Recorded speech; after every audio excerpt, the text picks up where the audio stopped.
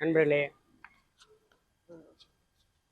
இன்றைய தினம் ஒரு லட்சிய நோக்கத்தை நோக்கி கொண்டு செல்வதற்காக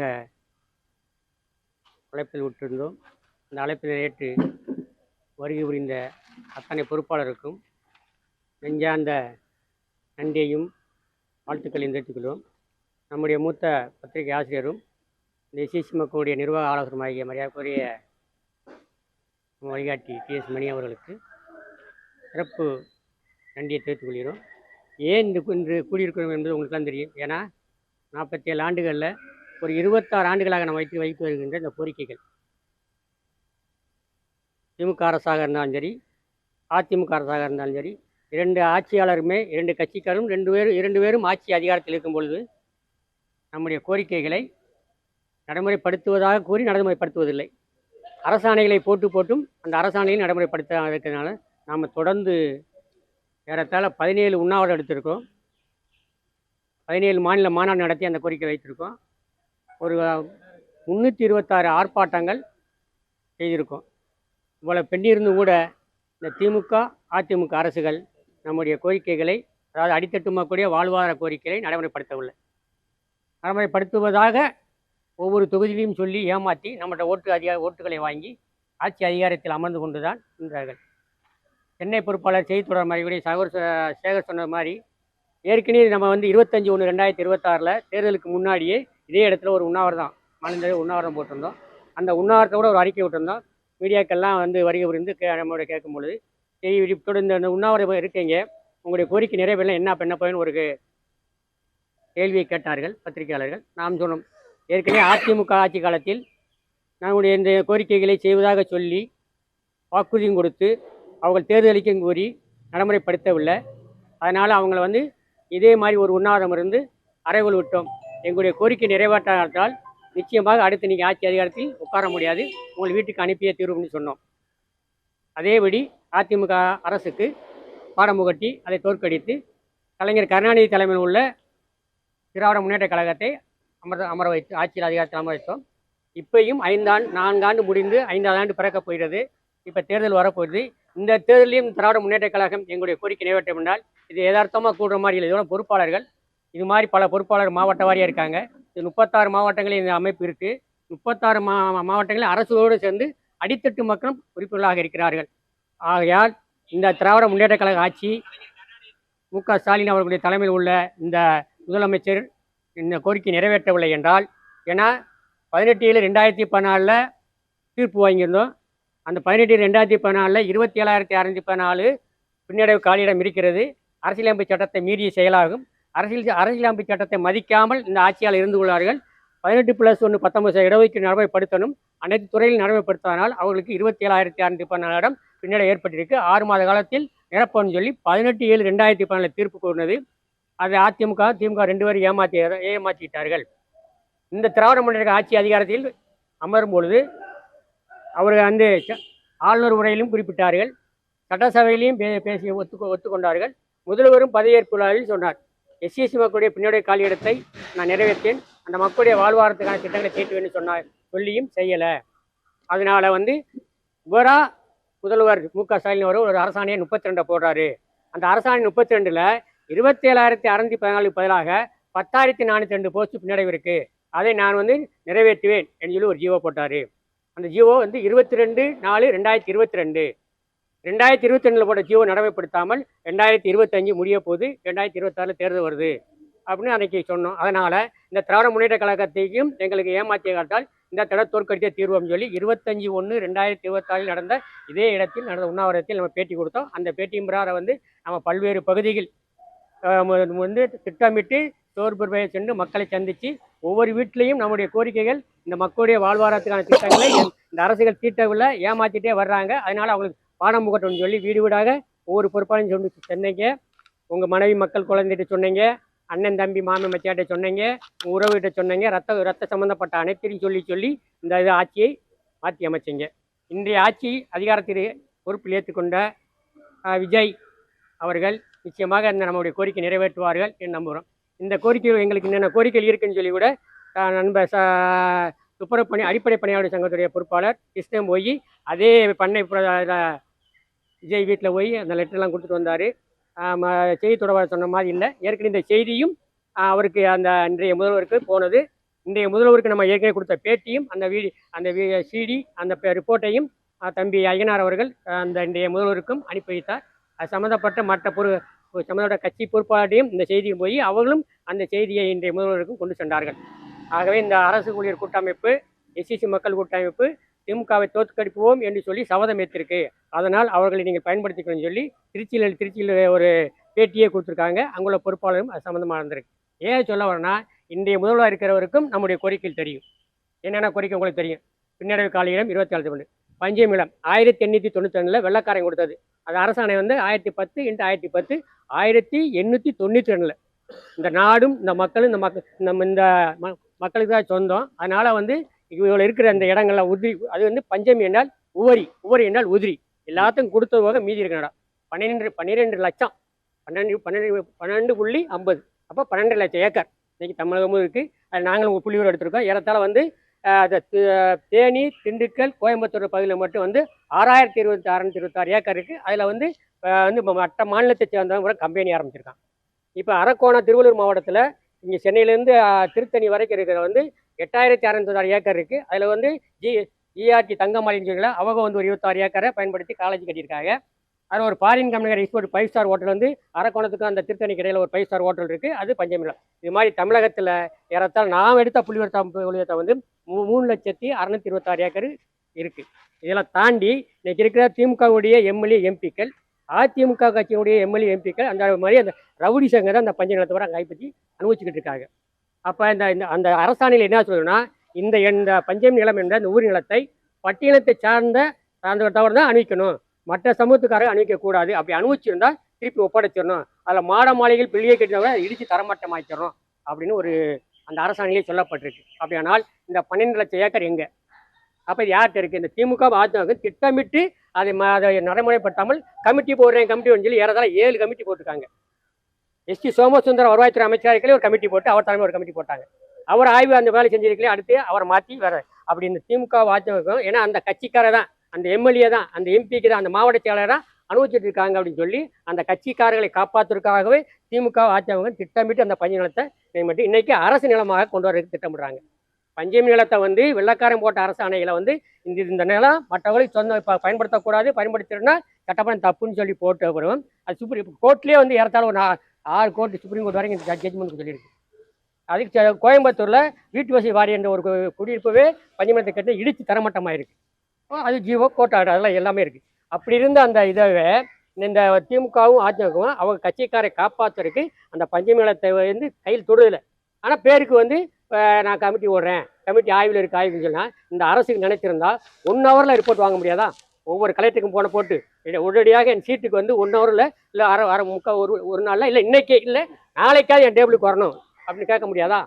அப்போ திட்டமிட்டு அதை மறைக்கிறதுக்காகவே கமிட்டி உடைன்னு சொல்லி ஏமாற்றியே எஸ்டி சோமசுந்தரங்காட்டும் இன்று வரைக்கும் இன்னைக்கு மரியாதைக்குரிய சகோதரி ஐஏஎஸ் லட்சுமி பிரியா தலைமை ஒரு கமிட்டி போட்டுருக்காங்க. அந்த கமிட்டி இன்னைக்கு வேற தான் இருக்குது. கூட்டம் கூட முறையாக அப்போ இந்த 12 லட்சம் ஏக்கரையும் இன்னைக்கு இந்த திமுக அரசு கடைசியில் போகையில் அது அரசு நிலம் ஆக்கிரு அப்புறம் மாதிரி ஒரு வேலை பண்ணி போகிறதுக்காக அந்த வேலை நடந்துகிட்டு இருக்கு. இப்போ கோயில் நிலத்துகளை இன்னைக்கு கோயில் நிலம் ஏறத்தாழ தமிழக ஊழியர்கள் அந்த கோயில் நிலம் யார் அமைச்சிக்கிட்டு இருக்கா?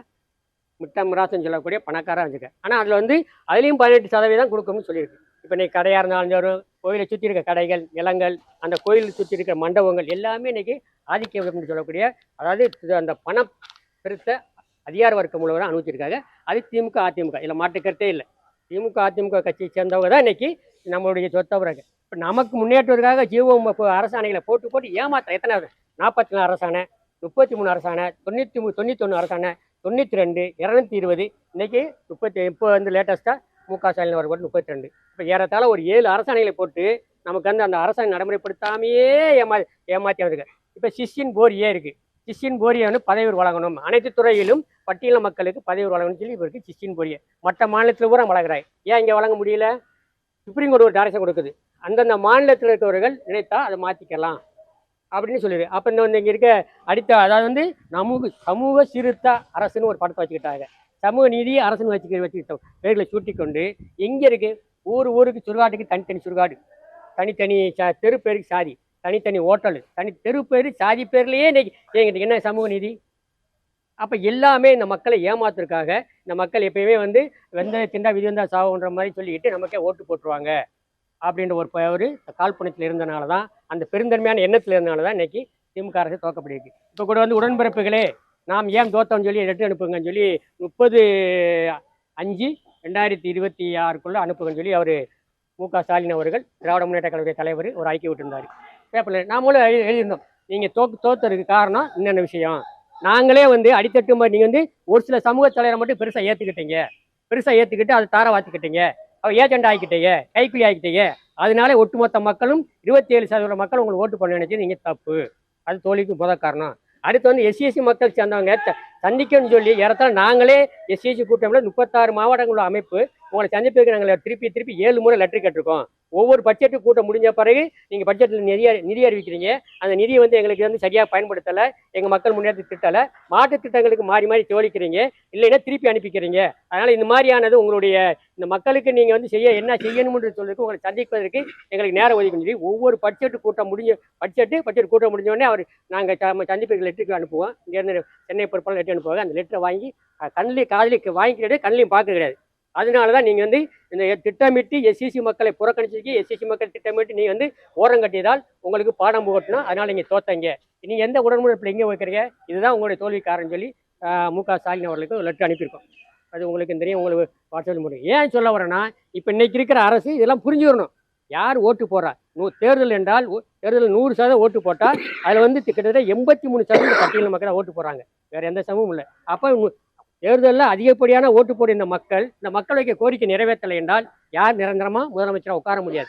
அது விஜயாக இருந்தாலும் சரி, இல்லை மறுபடியும் வந்து மு.க. ஸ்டாலினாக இருந்தாலும் சரி, இல்லை எடப்பாடியாக இருந்தாலும் சரி, இல்லை யாராக இருந்தாலும் இந்த மக்களை ஓரம் கட்டிட்டு ஆட்சி அதிகாரத்தில் உட்கார முடியாது தான் இன்னைக்கு இந்த நேரத்தில் ஒரு இக்கட்டான நேரம், ஒரு அவசர காலம். அதனால் வந்து இன்னைக்கு ஒரு முதல் சட்டசபை கூட்டம் கூட்டியிருக்காரு இன்றைய முதல்வர். அடுத்த சட்டசபை கூட்டத்துக்கு முன்னாடியாக வந்து இந்த மக்களுக்கு என்னென்ன கோரிக்கைகள், இந்த மக்களுக்காக போடப்பட்ட அரசாணைகள் என்ன, அரசாணை நடைமுறைப்படுத்தப்பட்டிருக்கா இல்லையா, இந்த மக்களுக்கு அறிவித்த திட்டங்களில் ஒதுக்கிய நிதியில் சரியாக இந்த மக்களுக்கு பயன்படுத்தப்பட்டிருக்கா இல்லையா, இந்த நிலம் இந்த மக்களுக்கு சரியாக பட்டா. இன்னைக்கு வந்து 2 சென்ட் இடம் 12 லட்சம் ஏக்கர் எங்கள் கணக்கு, 2 சென்ட் இடத்துக்காக இலவச பட்டான்னு சொல்லி மக்களை கையேந்து வச்சுக்கிட்டு காத்திருக்க வேண்டிய ஒரு கீழ்த்தரமான ஒரு சிந்தனை உள்ள அரசுகள் தான் அந்த அதிமுக. 12 லட்சம் ஏக்கர் லட்சக்கணக்கான ஏக்கர் வச்சுட்டு 2 சென்ட் இடம் இலவச பட்டா தர வான்னு சொல்லி ஒவ்வொரு எம்எல்ஏ இல்லை அமைச்சர் வந்தால் அந்த அவங்களுக்கு கூட்டம் காட்டுறதுக்காகவே இலவச பட்டா தர வாங்கன்னு சொல்லி மக்களை கொண்டு காலையிலேருந்து சாயந்தரம் காக்க போடுற கொடூரமான சிந்தனை உள்ள சிந்தனைகள், கொடூரமான எண்ணம், அதாவது விஷத்தனமான எண்ணம்னு தான் சொல்ல முடியும். விஷத்தனமான எண்ணம் உள்ள சிந்தனை உள்ளவங்க தான் இதுவரைக்கும் ஆட்சி அதிகாரத்தில் இருந்திருக்காங்கன்னு தான் இது என்ன இந்த அமைப்பை பொறுத்த மட்டில் இதுலேருந்து இன்னைக்கு எல்லாம் போனவங்க. அது யாராக இருந்தாலும் இன்னைக்கு ஆட்சி அதிகாரத்தில் இல்லை பெரிய இடத்துல இருந்தால் கூட இந்த எஸ்சிசி கூட்டமைப்புலேருந்து இந்த படியில் ஏறி இன்னைக்கு போய் மேலே வைக்காங்க. அவங்களா இந்த மக்களை மொழி சிந்திக்கணும், ஏமாற்ற முடியாது. இல்லை வீதிக்கு போகிற இன்னைக்கு இருக்கிற எல்லா தலைமையை பற்றி எங்களுக்கு தெரியும். ஏன்னா அவங்களோட சேர்ந்து பண்ணியிருக்கோம். பெரிய சவர் டிஎஸ் மணிக்கு தெரியும். அவங்களாம் சேர்ந்து மேடையில் போட்டு அலங்கரிச்சு மேடையில் ஏற்றி அலங்கரிச்சிருக்கோம். கிடைக்கிற நாணயம் கொடுத்துருக்கோம், நிதியை கொடுத்துருக்கோம், மேடை ஏற்றிருக்கோம், எல்லாமே பண்ணி இன்னைக்கு அவங்கள ஏற்றி விட்டுருக்கோம். இனிமேலாவது இந்த ஒன்று சேர்ந்து இந்த மக்களுடைய வாழ்வாட்டுக்கு முன்னேற்றத்துக்கு குரல் கொடுக்கணும். இன்னைக்கு ஆட்சி ஏற்றுற பங்கு இருந்தால் கூட பரவாயில்ல. ஆனால் கடந்த காலம் நம்ம நினைக்கணும், கடந்த காதையில் எப்படி இருந்தோன்னு நினைக்கணும், எப்படி வந்தோன்னு நினைக்கணும், எப்படி இந்த இடத்துக்கு வந்திருக்கோன்னு நினச்சி இந்த மக்களை வந்து ஏமாற்றணும். இப்போ கூட நிதி பார்த்தியா 637 கோடி, ஏறத்தாழ வந்து 17,327 கோடியை வந்து இந்த மக்களுக்கு நேரத்தை திருப்பி அனுப்பப்பட்டிருக்கு அப்படின்னு சொல்லி ஒரு ரிப்போர்ட்டே இருக்குது. நம்ம இன்னைக்கு ஆட்சியில் இருக்கிற இன்னைக்கு எம்எல்ஏ அமைச்சராக வருவது கூட வந்து இல்லை நிதியை வந்து மாற்றுத்திட்டத்தை கொண்டு போகலன்னு சொல்லி ஒரு பேட்டி கொடுத்தா அறிகிறோம். அது எப்படி? ஏற்கனவே வந்து மதுரை ஹைகோர்ட்டில் ஓட்டி 637 கோடி வந்து திருப்பி அனுப்பப்பட்டேன்னு சொல்லி வாங்கியிருக்கோம். வந்து அமைச்சராக ஒரு பேட்டி கூட என்ன அப்போ திமுகவை காப்பாற்றுவதற்கா, மு.க. ஸ்டாலின் அவர்களை காப்பாற்றுவதற்காக இப்படி செய்கிறாங்களான்னு எனக்கு தெரியல. அப்போ விஜய்க்கு தான் கெட்டவர் வரும். இன்றைக்கி இருக்கிற முதலமைச்சராக மரியாதைக்குரிய மாண்பு விஜய் அவர்களுக்கு தான் கெட்டவர் இருக்கும். அதனால் வந்து இனிமேலாவது இந்த மக்களுடைய வாழ்வாதார திட்டங்களை தீர்ப்பதற்காக தான் எது நமக்கு மறுக்கப்பட்டிருக்கு, எது வந்து தான் நம்ம இப்போ அறிக்கையில் வச்சுருக்கோம். அதில் வந்து அரசு துறைகளில் அவுட் சோர்சிங் என்ன அவுட் சோர்சிங்கு? அப்போ நாங்கள் ஏற்கனவே வந்து நம்ம அந்த 25/1/2001 ஒரு கோரிக்கை வச்சுருந்தோம். அப்போ நீ அவுட் சோர்சிங் பண்ணுற எம்எல்ஏ எம்பி நகர சேர்மனு எல்லாம் வேலை விடு, அது அவுட் சோர்சிங் விடு, உனக்கு பணமும் வரும், வந்து பரவலாக போய்க்கணும், நீ அவங்க கட்சியாரில் பாட்டுற. அப்போ அதுக்கு தகுதி கிடையாதா? அவுட் சோர்ஸில் போஸ்டிங் போடுறியே, ஒவ்வொரு துறையிலையும் வந்து உங்கள் கட்சிக்காரருக்கு இல்லை அங்கே உள்ள அதிகாரிகளுக்கு வந்து போட்டு அந்த போஸ்ட் நிரப்புனால அது அவுட் சோர்சிங். அப்போ அது என்னன்னா ரகசியமாக இடஒதுக்கீடை மறைக்கப்பதற்காக திட்டமிட்டு செய்யப்பட்டது அந்த அவுட் சோர்சிங். இப்போ இன்னைக்கு எல்லாமே அவுட் சோர்சிங் மூலம் வந்து 6626 போஸ்ட் இன்னைக்கு நிரப்பப்பட்டிருக்கு. அப்போ 6626 போஸ்ட் வரணும். அப்போ எஸ்சிஎஸ்சிக்கு எங்கே போஸ்ட்டு? அப்போ சட்டம் என்ன, அரசியலமைப்பு சட்டம் என்ன சொல்லுது? அப்போ சட்டத்தை நீ மீறி இருக்கீங்களே, அரசியல் சட்டத்தை நீ மதிக்காமலே உட்கார்ந்து இருக்க இது வரைக்கும் அமைச்சர்களா. இதை நான் கேட்கணும், இன்னைக்கு கேட்கல, ஏற்கனவே வந்து 2017 இந்த கோரிக்கை 17 இந்த கோரிக்கை வச்சிருக்கோம். நீ எம்எல்ஏ எம்பிகளை ஏழை விடு, படிப்பு தகுதி ஆசிரியர் தகுதி டெட் வச்சிருக்க. அப்போ அது ஒன்று இருக்க அமைச்சருக்கு என்ன தகுதி கேட்டிருக்கோம். அங்கே இருக்க கேகே சாரோ தங்கநேசி டிகிரி, அங்கே இருக்க கேகே சாரு, மற்ற வந்து கேஎன் நேரு, ஐ பெரியசாமி, இவங்களாம் என்ன குவாலிஃபைடு? இப்போ இருக்க அமைச்சர்களாக இருந்தவங்களாம் என்ன குவாலிஃபைடு? நீ ஆசிரியர் தகுதி டெட்னு வச்சிருக்க, தகுதின்னு வைக்கிற. அப்படி கேட்டீங்க, ரெட்டியார் கல்லர் இப்படி குவாலிஃபைடு. ஐயா சொன்ன மாதிரி அதுதான் குவாலிஃபைடு, அதுதான் தகுதி. அப்போ ஒரு எம்எல்ஏ இருக்கு, ஒரு எம்பியா இருக்கு, ஒரு ரெட்டியாரோ, ஒரு நாய்க்காரோ, ஒரு கோனாரோ, ஒரு செட்டியாரோ, ஒரு கல்லராக இருந்தால் தகுதியா? அப்போ மற்ற சமூகம் இல்லையா? இது நம்ம கேட்குறோம் கேள்வி. அப்போ நீ வந்து அப்போ ஒவ்வொரு இதுவும் வந்து திட்டம் போட்டு. அப்புறம் நகராட்சி பணியை வந்து ஏழை விடுற, கொஞ்சமாக ரோசம் வேணாம், மூளை இருக்கா இல்லையா? நகராட்சி பணி ஏழை விட்டான், தொழில் செய்து யாரு? அது ஏன் மக்கள் தான் செய்யுது. அப்போ அந்த தொழிலை வந்து எங்கள் மக்கள்கிட்ட கொடுத்துரு. அதை ஏழை விட்டு உங்கள் கட்சிக்காரன் ரவுடித்தனமாக ஏழை விட்டு தெருவாக வந்து ஆளுகளுக்கு ஒரு ஆளுக்கு சம்பளம் கூட பிக்ஸ் பண்ணிட்டு பாதியை கொடுத்து பாதி சுற்றி போறீங்க. அப்போ உங்கள் கட்சி உள்ள ஆளு சம்பாதிக்கிறது. நகரத்தை சுத்தப்படுத்தக்கூடிய தொழில் ஏன் மக்கள். அவங்க யாரு? டாக்டர். அவங்க தான் டாக்டர். உண்மையிலேயே நோய் வராமல் தடுப்பதற்காக அந்த சுத்தப்படுத்தி அந்த கிருமிகளை அழிச்சு வேலை செய்யுது. அந்த ரத்தங்களை போய் நீ வந்து கொத்தடிமை ஆக்கிடுற. உன் கட்சிக்காரருக்கு ஏழை விட்டு அவன் வச்சுட்டு ஆயிரக்கணக்கில் சம்பாதிப்பேன். இப்படிமான கொடூரமான ஆட்சியில் இருந்து சந்திச்சிருக்கும் போயிருக்கு. இப்போ வந்து இன்னைக்கு இருக்கிற மரியாதைக்குரிய மாண்புமிகு விஜய் அவர்கள் இதெல்லாம் சிந்திப்பான்னு நினைக்கிறேன். ஏன்னா அவர் சினிமாவில் சில படங்கள்லாம் வந்து இந்த மக்களுக்கு எம்ஜிஆர் மாதிரி அவரும் வந்து அடித்தட்டு மக்கள் மேலே கொண்டுக்காக திட்டங்கள் தீர்ற மாதிரி நடிச்சிருக்காரு. அது நடிப்பாக இல்லாமல் நேரடியாகவே உண்மையிலேயே இந்த மக்களுக்கான இருக்கிறது தான் உடனே இந்த அவசரத்தை அந்த கூட்டத்தை கூட்டியிருக்கோம். இந்த கூட்டத்தின் மூலம் வந்து அறிக்கையை தயார் பண்ணி அந்த அறிக்கையை நாளை சந்தித்து கொடுக்குற மாதிரி ஒரு எண்ணம் அதுதான் ப்ரொப்போஸ் வச்சுதான் திட்டம் தீட்டிருக்காங்க சென்னை பொறுப்பாளர்கள். அந்த அடிப்படையில் வந்து இப்போ நான் இதுதான் பேசிக்கு இப்போ நம்ம சொன்னதே இப்படியே சொல்லிட்டு நிறையா சொல்லலாம். ஆனால் ஒரு சில விஷயங்களை பேசியிருக்கோம். உங்களுக்கும் எல்லாம் தெரியும் என்னென்ன கோரிக்கைலாம் மறுக்கப்பட்டிருக்கு அப்படின்னு புள்ளியூர் வச்சுருக்கோம். அரசாணை நான் சொன்னேன் இல்லையா, அரசாணை 44 ஒரு ஜீவோ போட்டதில் 2014 ஒரு ஜீவோ போட்டார். அப்போ ஒரு வழக்கு போட்டிருந்தோம். அந்த வழக்கில் வந்து 17,617 பின்னாடி இருக்குன்னு சொல்லியிருந்தாங்க. 2017 வழக்கு போட்டதில்லை, 99 வழக்கு போட்டு 2099 போட்டு ஒவ்வொரு வருஷமாக அந்த வழக்கில் வந்து அந்த ஜட்ஜ்மெண்ட்டில் 17,614 பின்னாடி இருக்குது நிரப்பம் சொல்லிடுறேன். அது ஐயாவுக்கு தெரியும். அப்போ அது வந்து அன்றைய கல்வி அமைச்சராக இருக்க அன்பழக வீடெல்லாம் முற்றுகையிட்டு பெரிய பெரிய விஷயம்லாம் செஞ்சு பெரிய பெரிய புரட்சியெல்லாம் ஏற்படுத்தினார் அந்த அப்போ அன்பழக கல்வித்துறை அமைச்சராக கையில். அது 2017. அதுக்கடுத்து வந்து 19,604 ஜெயலலிதா. அது வந்து 2014 கலைஞர் கருணாநிதி ஆட்சியில் இருக்கையில் அப்போ வழக்கு போடுறோம். வழக்கு போல நீதிமன்றத்தில் வருது, தீர்ப்பு வரும்னு நினைக்கிறேன். கலைஞர் கருணாநிதி நான் உடனடியாக நிரப்பிடுறேன், 6 மாதம் நிரப்பிடுறேன். அது நகராட்சி, பஞ்சாயத்து யூனியன், உள்ளாட்சி துறைகளில் ஊரம் போட்டு நான் அந்த போஸ்ட்டை பூரா நிரப்பிடுறேன், அந்த 17,614 நிரப்பின்னு சொல்லி கலைஞர் கருணாநிதி நீதிமன்றத்தில் ஒத்துக்கொண்டது. அவர் முதலமைச்சர்கள் அப்புறம் நிரப்பல. அதுக்கடுத்து வந்து ஜெயலலிதா வந்தாங்க. அந்த அம்மா வேலை நியமன தடை உத்தரவுன்னு ஒரு சட்டத்தை போட்டு வச்சு இருந்தால் கூட அந்த 17,314 இருந்தது 19,624 உயர்ந்துருச்சு. அப்போ அவங்க வந்து நல்லாட்சின்னு சொல்கிறாங்க, நேர்மையான ஆட்சின்னு சொல்கிறாங்க. அப்போ நல்லாட்சி நேர்மையாச்சுன்னா அடுத்து மக்களுடைய கோரிக்கை குறையுமா கூடுமா? 17,000 வந்து எப்படி 19 ஆச்சு? அது எப்படி நல்லாட்சியாக இருக்க முடியும்? அப்போ இரும்பு மங்கைன்னு அந்த அம்மாவுக்கு ஒரு படத்தை கொடுத்து அந்த அம்மா போச்சு. அதுக்கடுத்து வந்து நான் வழக்கு போடுறோம். 2012 வழக்கு போடுறோம். 2012 வழக்கு எண் வந்து 25,062/2012 வழக்கு. அந்த 25,062 போட்டு வழக்கில் 2012 2014 தீர்ப்பு. அது 18/7/2014 தான் அந்த 27,000. இதெல்லாம் வந்து யாரும் மற்ற மாதிரி நம்ம தெருவில் அப்படி பேசிக்கிட்டு மேடைக்காக இல்லை, புள்ளி ஒருத்த சொல்கிறோம். வழக்கு எண்ணு நீதிமன்றம் சொன்னது, அந்த அரசுக்கு ஒத்துக்கொண்டது, இந்த அரசுகள் வந்து அரசாணை போட்டது, அந்த அரசாணை போட்டுட்டு அப்படியே ஒரு அரசாணை போட்டால் நடைமுறைப்படுத்தணுமா இல்லையா? நடைமுறைப்படுத்தாமல் அடுத்து எப்படி போகிறது? அப்போ எப்படி வந்து அவங்களுக்குலாம் வந்து எப்படி அவங்க அமைச்சராக இருக்கிற தகுதி இருக்கான்னு தான் கேள்வி. அப்போ அரசியலமைப்பு சட்டத்தை மீறியா இல்லையா? அரசியலமைப்பு சட்டத்தை மீறினா நீ வந்து அதை அப்போயே டிசால்வ் பண்ணலாம். அரசியலமைப்பு சட்டத்தை மீறியதாக இந்த ஆட்சியை கலைக்கலாம், செய்யலை. ஏன்னா அந்த கவர்னருக்கும் அதுக்கு இல்லை, கவர்னர்ட்டையும் மனு கொடுத்தோம், ஜனாதிபதிக்கும் மனு அனுப்பணும். அப்போ எல்லாருமே ஒரு கூட்டு கலாச்சாரம் செய்கிறாங்கன்னு சொல்லி தான் இருக்குது. அப்போ எஸ்சிசி மக்கள் ஷெட்யூல்டு கேஸ் ஷெட்யூல் டைப் மக்களை பொறுத்த மட்டும் ஏமாத்து வேலை, பெத்தலாட்ட வேலை அப்படின்னு தான் என்ன பண்ணியிருக்கு. இனியும் அப்படி இருக்கக்கூடாதுக்காக தான் இந்த செய்திகளை மறுபடியும் நமக்கு என்னென்ன கோரிக்கைகள் இருக்குது, இந்த பட்ஜெட் நடந்துச்சு, இந்த பட்ஜெட்டில் இத்தனை ஆயிரம் கோடி இந்த மக்களுக்காக ஒதுக்குனாங்க, அது சுவைச்சாங்களா இல்லையா நாளைக்கு தான் ஒரு தகவல் தோல் வந்து ஐடி ஃபீல்டு, அதாவது சிறப்பு புலனாய்வு குழு இல்லை சிறப்பு விங்கு, செய்திகளை சேகரிக்கக்கூடிய செய்தியை மக்கள் மத்தியில் கொண்டு வரக்கூடிய சிறப்பு விங்காக ஒரு ஐடி விங்கு போடலாம் அப்படின்ட்டு தான் என்ன கொடுத்து வச்சுருக்கோம். ஒரு மண்டல வாரியாக அந்த பொறுப்பை கொடுத்தா அவங்க தான் அடிக்கடி வந்து அந்த டிவி பார்க்குறோம், பேப்பர் பார்க்குறோம், யூடியூப் பார்க்குறோம், பேஸ் பார்க்குறோம், அப்போ ஒவ்வொன்றும் வருது, ஒவ்வொரு இதில் வந்து இந்த செய்தி வருது, அரசுடைய திட்டங்கள் இது, அப்போ அந்த திட்டம் நடைமுறைப்படுத்திச்சா இல்லையா அப்படின்னு இப்போ கேட்கறதுக்காக தான் அந்த விங்க் ஒன்று ஆரம்பிக்கணும், உருவாக்கலாம்னு ஒரு இந்த வச்சுருக்கோம். அதனால் வந்து நண்பர்களே சகோதரர்களே வந்து உங்களுடைய கருத்துக்களை கேட்ட பிறகு அடுத்த விஷயம் சொல்கிறோம். நிறைய நம்முடைய இன்னும் வந்து ஏமாறக்கூடாது. இதுதான் இப்போ என்னை பொறுத்த மட்டும் ஒவ்வொருத்தரும் 10 பேர் சமம், 10 பேர் 100 பேர் சமம், இப்படி தான் நினைக்கிறோம். எண்ணிக்கை போய் நம்ம மாநாடு ஊர்வலம் பேர் நடத்தி நாளைக்கே இந்த இருக்க விஜய்கிட்ட போய் கூட்டணி சேர்ந்து எம்எல்ஏ ஆகி ஆட்சி யாத்திரை உட்கார மாதிரி இல்லை. நம்ம இந்த மக்களுடைய வாழ்வாரம் முன்னேறணும், அதுக்கான வேலைகளை ஒவ்வொருத்தரும் செய்யணும். ஒவ்வொருத்தரும் அந்த மக்கள்கிட்ட அங்கே இருக்கிற தெருவில், கிராமத்தில், அந்த தாலுகாவில், அந்த மாவட்டத்தில் செய்திகளை கொண்டு போகணுன்றதுக்காக தான் இந்த மாதிரி கூடுறோம், கருத்துக்களை கேட்குறோம். அதனால் நான் வந்து உங்களுடைய அடுத்து என்ன செய்யலாம், இப்போ என்னென்ன கோரிக்கைன்னு சொல்லியிருக்கோம், என்னென்ன செய்யலாம்னு சொல்லிட்டுன்னா அதை புள்ளிவிவரம் அறிக்கையை தயார் பண்ணி நாளைய தினம் உரிய சம்மந்தப்பட்டவர்களோட கொடுக்கறதுக்கான வேலை கொடுப்போம் அப்படின்ற ஒரு இது கூடியிருக்கு.